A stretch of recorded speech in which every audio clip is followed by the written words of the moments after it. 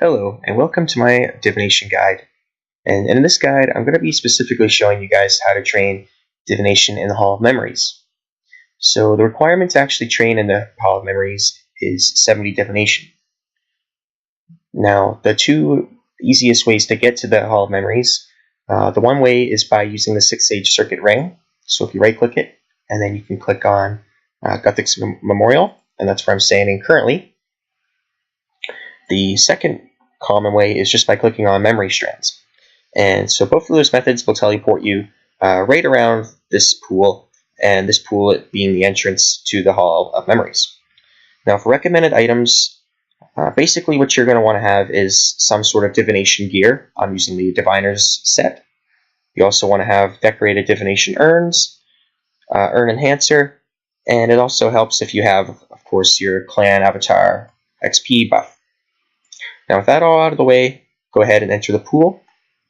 Once you enter the pool, you'll find yourself standing in the Hall of Memories. Now, if this is your first time entering the Hall of Memories, then you're going to be encountered by the Archivist. So he's going to talk to you just about all the things within the Hall of Memories, and he's going to hand you 3 different items.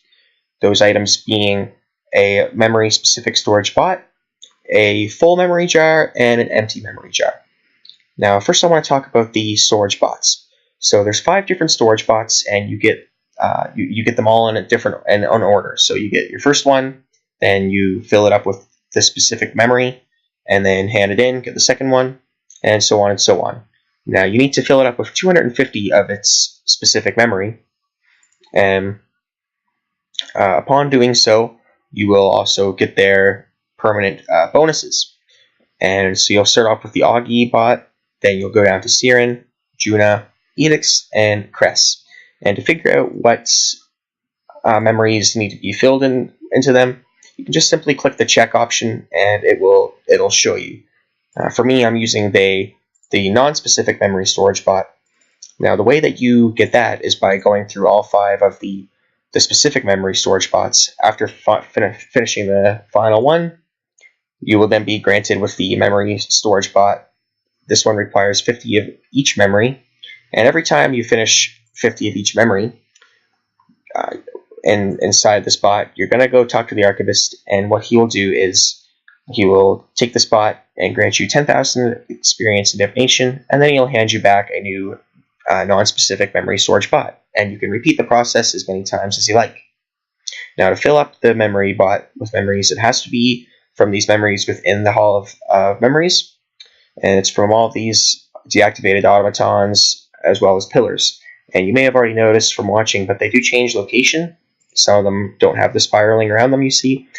This one will soon. So they all rotate, so you got to keep an eye to that. In addition to filling up your memory bot when harvesting these, they will also fill up your memory jars. Now, to go find more memory jars, simply run over east and to the jar depot, and then you can just simply click on take from, and it'll start to fill up your inventory for you. And once your jar is full, you can go offer the memory to the unstable rift, and that'll give you a nice big divination experience drop. Now if the memory jar is any percentage full, it cannot be banked, while the empty ones can be banked, and none of the jars are tradable.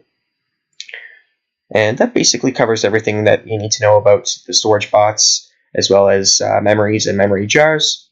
So now let's talk about a few of the main instances that can happen while you're training Divination within the Hall. So the first thing that you may notice happen is the Blessing of Recollection, which I have activated right now. Now this happens due to the little recollection butterflies that are flying around, and basically all this does, if you see, it gives a chance to obtain memory shards when harvesting in the Hall of Memories. And this little bonus here lasts for 1 minute. Now, the second little instance that can happen is known as knowledge overflow. When knowledge overflow happens, there'll be a bunch of knowledge fragments that are flying around all around the hall. And also you'll know it's coming because your screen will start to shake just for a brief moment. And then once these fragments are going around, you simply just have to click them, and it won't deposit anything into your inventory. but what it will do is it will just grant you immediate divination experience. Now, the last little instance to keep an eye out for, and this one's pretty important, it's when core memory fragments spawn in. Now, they just randomly spawn. You'll get a little notification in the chat, and they just float around. You got to go click on it. It'll just be one at a time, and once you get it, it goes straight into your inventory. And the thing about these fragments is that they are not tradable, and they are not bankable. So just keep that in mind when picking them up. And now I want to actually cover the memory bud right in the center of the hall. Now, this is where a lot of people who are new to the hall memories get confused. So to actually open this bud up and activate it, you need to interact with all 6 of these plinths that are on the north, east, and west corner of the hall.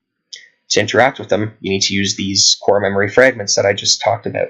So it's 1 fragment per plinth, and as I said, once all 6 of them have been interacted with, this bud will open up, and it will spawn a random core memory.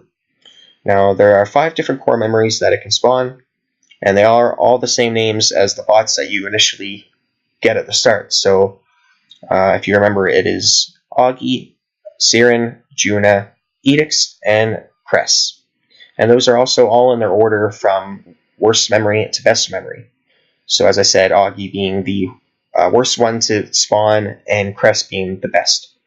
Now, this is not the reason that they're better than others is not due to more experience from harvesting, because they all grant the same amount of experience and they all have the same level requirement. But the thing that differentiates them is the rate at which some of them fill your memory jars. So Crest, for example, Crest fills up your jar 3 times faster than Augie. So yeah, and you as I said, it's completely random which ones spawn. There's no control over that. It's all RNG based. And also, when you spawn the memories, they only last for 2.5 minutes. And that basically covers everything that you need to know about the spawning of the memories and the core fragments, the plinths, all that good stuff. Now I'm going to talk about the 2 kind of big points in this video, and that, well, the main big point is the experience rates, but more importantly, how you're going to achieve those experience rates. So the experience rates that I'm going to be providing in this video are going to be based off of a few things. One, just for consistency's sake, it's all based off of having 99 divination. Now, the experience per hour in this training method does scale to level. So, you know, if you're not level 99, then yeah, it's going to be less for you, but this is all based off of 99. And I'm also going to be basing these rates off of doing what is called core hopping.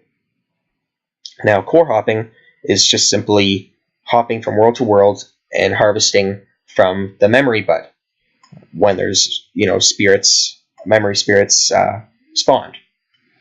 Now, to actually be able to do this, you know, effectively and properly, you're going to need to join the Corehunting friends chat, as you can see here, hunting core. Now, what the friends chat does, the whole purpose of it, there's scouts within the chat who go from world to world, and they check the status of plinths and see which ones are close to having all 6 activated, and then they can let us know, you know, in the chat which ones are very close to being ready. So, as a simple example, really, let's just say if this world had 4 of these plinths activated out of the 6, somebody in the chat would say something like World 3, because that's the world where the plinths are activated. They'd say World 3, 4 out of 6.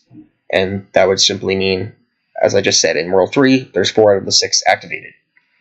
Now, they have a ton of other cool little abbreviations and callouts that they would use to kind of fill you in on worlds that currently had a spawn, worlds that do currently have a spawn, and the next worlds that are very close to having a spawn, among other different callouts. But rather than go and list them all off, what I'm going to do is I'm going to leave in the description below just a link to their RuneScape forum thread, and the thread has a nice table of contents. You can go look. It'll It provides all the chat's rules, as well as their, as I said, abbreviations and callouts, and even some other cool tips and tricks to really maximize your experience through core hopping and using the Corehunting FC. So as I said, I'll leave a link in the description below for their thread, and I'll also leave a link for their Discord channel. And I definitely recommend joining the Discord and joining the Friends chat, especially if you're going to be training in the Hall of Memories. This is really the best way to do it, and it's just a super nice community all in all, so definitely worth it to be joining this Friends chat. Now, for the experience rates, as I was about to mention, now that you know, we're keeping in mind that these are all based on 99 and using the core hopping method, the lowest rates that you could expect to see are 185,000 XP an hour. That is also assuming, inefficient rates, just AFKing and also not doing the 2-tick method. Then it can go to 300k an hour. This is assuming that you're 2-ticking, but no boosts of any sort are being used. Then you can go to 380k an hour, and that's assuming that you're doing the 2-tick and you're utilizing all bonuses. And then if you also were to replace the Diviner's outfit for the Elder Diviner's outfit, you could see that 380k rise up to 410k. And the maximum experience that has been obtained by doing this method of core hopping while using the Corehunting FC has gotten up to 550k experience per hour. Now that's a huge amount of experience per hour in Divination. And really the way that this is attained is, of course, by doing efficient 2-tick while using all your bonuses, as I said, your gear and urns and whatnot, and just assuming that RNG is really on your side, because it's not guaranteed that you're always gonna a good memory is always gonna get spawned, right? You're not always gonna get crests or a sword, and it's not always guaranteed that you're even gonna have a good consistent amount of cores being ready to go. Sometimes there are dry times where there's not as many people on or not as many people constantly spawning cores, right? So 550k is just based on the assumption that everything is going really, really well for you, and you're hitting all your 2-ticks perfectly. Now, before ending this video off, I'm just going to show you guys quickly how you can do the 2-tick method, so that way you can give it a try for yourself and obtain some really nice experience per hour. So I'm just going to be showing you on these memories, but of course you want to be doing this on the core memory when it's spawned. So when you click on a memory, you'll see you get the experience drops. So as you get the drop, you're going to click on the memory again to harvest. So I'll show you now. So you can see, oh, I already messed it up. It's easy to mess up, but once you start getting a good rhythm, you can see I've already got a good flow happening. And you've seen how much faster that was in comparison. Look at that. So now we'll try clicking. I'm getting impatient here. All right, now. And if you don't do it perfect timing, it will mess up.